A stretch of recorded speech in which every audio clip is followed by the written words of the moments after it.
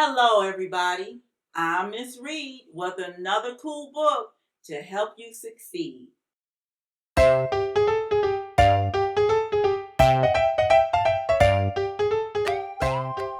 If you want to have more adventures with me, make sure you subscribe and donate at the link in the description below.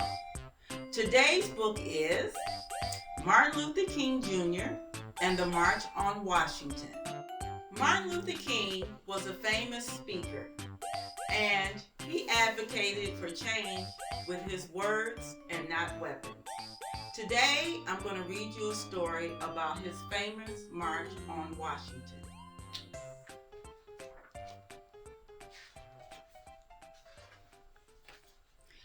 It was August 28, 1963. It is a hot summer day in Washington, D.C.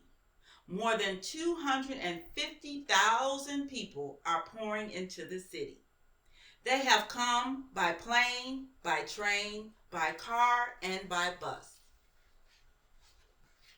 Some people have walked all the way to Washington from New York City. That's more than 230 miles. One man has roller skated from Chicago. It has taken him 11 days. By the morning, a crowd has gathered at one end of a long, narrow pool. Nearby is the Lincoln Memorial with its statue of Abraham Lincoln. Why are so many people here at this place on this day? It is because 100 years ago, President Lincoln helped to free the people who were slaves. It was during the Civil War. President Lincoln knew that slavery had to end. Now it is 1963. There has been no slavery for a long time. But are black people and white people treated equally? No. And that is why people are in Washington today. They have come to protest. They will speak out against something they think is wrong. In the South and in some other states, there are laws to keep black people and white people apart. Black people cannot eat in many restaurants or stay in many hotels. In movie theaters, they must enter by separate doors and sit way up in the balcony. On public buses, they have to take seats in the back. There are signs that say, for whites only. Even water fountains say, white or colored. Which of these fountains looks nicer to you? Black people and many white people want things to change. It is time for a change. It is past time for a change. In the crowd are some grandchildren and great-grandchildren of slaves.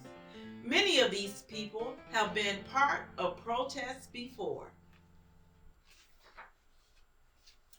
There have been sit-ins in many cities. At sit-ins, black people take seats in white-only restaurants or theaters, and they refuse to leave. Often, they are dragged out. Sometimes they are put in jail. There have been protest marches in many southern cities and towns. People hold signs, they sing songs. But what if everyone got together in one place to protest? That is the idea of two black leaders named A. Philip Randolph and Bayard Rustin. They picked Washington, D.C. as the place. It is the nation's capital. It is where laws are made. So, on August 28, 1963, at 11:30 a.m., the March on Washington begins. The crowd marches to the Lincoln Memorial. As they walk, the people sing, "We shall overcome. We shall overcome. We shall overcome someday." Later, there are many speakers. They stand on the steps of the memorial in front of Lincoln's statue. Each person talks about freedom. The marchers sit on the grass and listen. They know that today history is being made. By noon, the sun is very hot. Some people take off their shoes and cool their feet in the pool. Bag lunches are sold. Each one has a cheese sandwich, an apple, and a slice of pound cake, all for 50 cents. The high point of the day comes at 3 o'clock. The crowd grows quiet. A young black man takes the stage. He looks at the crowd. There are people as far as he can see. The man's name is Martin Luther King Jr. He is a preacher and the son of a preacher. He has grown up in Georgia. He knows all about what it is like to be a black person in the South. Dr. King is a man of peace, but he is also a fighter. He doesn't use his fists or weapons, he uses words. In the South, Dr. King has led many other protests. One was a march in Georgia. Another was a protest against a bus company in Alabama. He has been put in jail many times. There are threats against his life. Some people want him dead. But that does not stop him. Today, in Washington, Dr. King speaks words of hope. His speech is about his dream for a better world. He says, "I have a dream that my 4 little children will one day live in a nation where they will not be judged by the color of their skin." He hopes that people will see all children for who they are and for the things they do in their lives. It is his dream that one day, little black boys and black girls will be able to join hands with little white boys and girls. Dr. King speaks for 16 minutes and 20 seconds. His voice rises and falls. The crowd leans forward. They want to hear every word. 9 times King says, "I have a dream." When Dr. King finishes, there is silence. Then 250,000 people start to clap and to cheer. Some people are so moved by his words, they cry.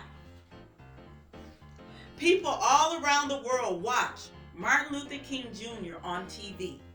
So does President John F. Kennedy. People start back to their cars, to the buses, and to the trains and planes. It is time to go home. The march has ended. But that is not the end of the story. 1 year later, a law is passed. It is called the Civil Rights Act of 1964. From now on, there cannot be restaurants for whites only. There cannot be separate seating for black people and white people in many public places. People cannot be kept apart just because of their skin color. It does not change everything, but it is a beginning. And the power of words, the words of Dr. King and others, changed the law of the land. So tonight, boys and girls, I hope you learned a lot about Dr. Martin Luther King and the fact that he used nonviolence to get things done during the Civil Rights Movement. So while you're in school, be kind to your friends and your classmates. So join Miss Reed every night from 7:30 to 8. We're gonna have a good time, so don't be late. Good night.